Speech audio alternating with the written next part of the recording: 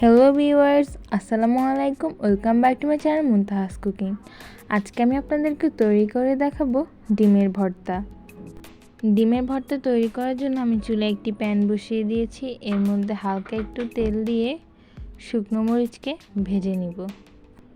মরিচগুলো ভাজা হয়ে গেলে আমি এগুলোকে নামিয়ে নিব। আমি এখানে 6-7টার মতো মরিচ ভেজে নিয়েছি। এখন ওই একই তেলের মধ্যে আমি দিয়ে দিচ্ছি রসুন।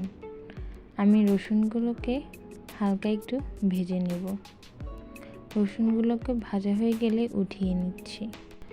ভর্তাটা তৈরি করার জন্য আমি 4টা ডিম সিদ্ধ করে নিয়েছি। আপনারা আপনাদের পরিমাণ মতো নেবেন। এখন দিয়ে দিচ্ছি মরিচ ভাজা, এরপর দিয়ে দিচ্ছি পেঁয়াজ কুচি, ধনেপাতা কুচি ও ভেজে রাখা রসুন। এখন আমি পেঁয়াজ কুচির মধ্যে লবণ দিয়ে ভালোভাবে লবণের সাথে পেঁয়াজ কুচিটাকে মেখে নিব। এরপর একে একে মরিচ ভাজা, রসুন ও ধনিয়া পাতাটাকে মেখে নিব।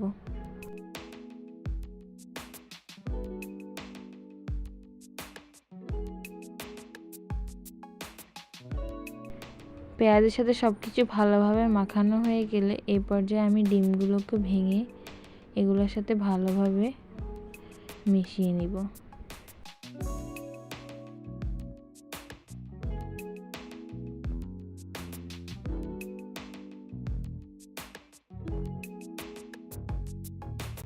সব কিছু ভালোভাবে মাখানো হয়ে গেলে এই পর্যায়ে আমি দিয়ে দিচ্ছি অল্প পরিমাণে সরিষার তেল।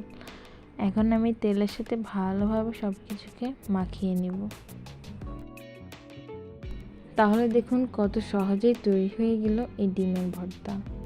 এই ডিমের ভর্তাটা যেমন তাড়াতাড়ি তৈরি করা যায়, খেতেও কিন্তু তেমনই সুস্বাদু।